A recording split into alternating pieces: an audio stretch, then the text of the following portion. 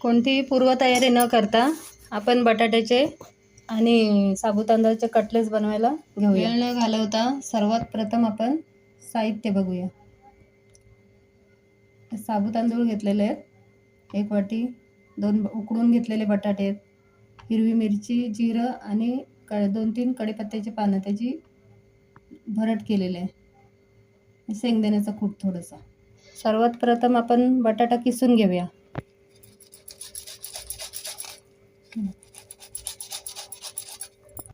उकडलेले 2 बटाटे आपण किसून घेतलेले आहेत. हे आपण 1 वाटी साबुत तांदूळ बारीक करून घेऊया, मिक्सरला पूड करून घेऊया याची बारीक भरड. आपण साबुत तांदूळ बारीक करून घेतलेले बघा, त्याची पावडर थोडी भरड करायची.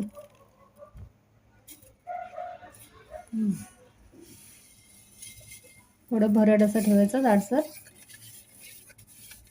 एकदम बारीक नाही करायचे.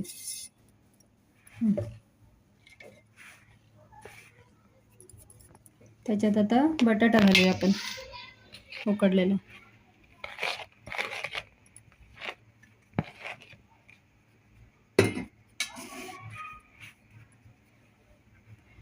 शेंगदाण्याचा कूट,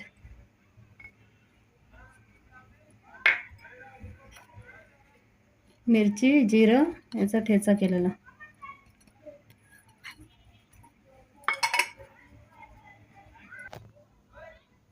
चवीनुसार मीठ,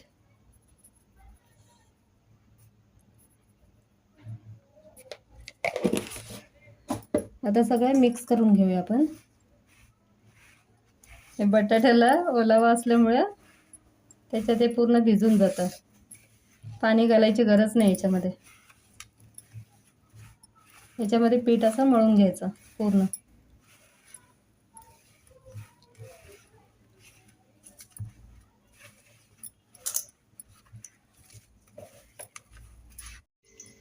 असं जोर लावून मळून घ्यायचं. पूर्ण मळून झालेलं आहे बघा.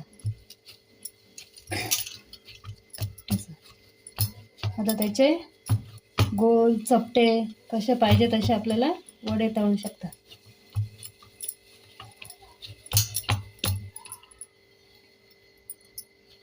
असा गोळा घ्यायचा, गोल फिरून थोडा. तुम्हाला चपटा पाहिजे चपटा पण करू शकता, वडे पाहिजे तर वडे पण तळू शकता.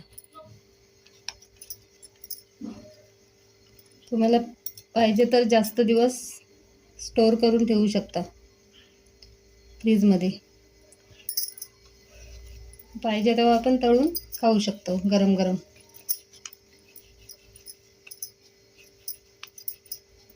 छोटे मोठे कशा कुठल्या चपटे कुठल्याही आकाराचे करून. कटलेस आपले तयार झालेले आहेत बनवून. नगेटच्या आकाराचे कटलेस, चपटे वडे कसे कुठल्या आकाराचे बनवा. आणि आता तेल तापत ठेवलेलं आहे, आपण तळून घेऊया. तेल गरम झालेलं आहे आता टाकूया आपण. गॅस फास्ट ठेवायची आणि तळून घ्यायचे.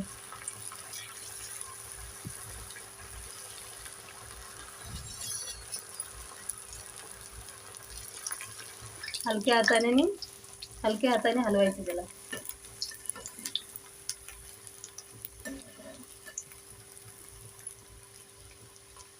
गॅस फुल ठेवायचा खाली आणि तळून घ्यायचे.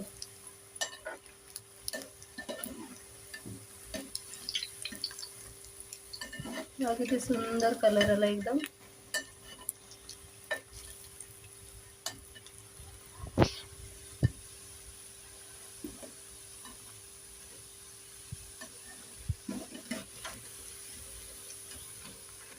हे बघा किती सुंदर झालेत ना, कलर छान येत चाललाय.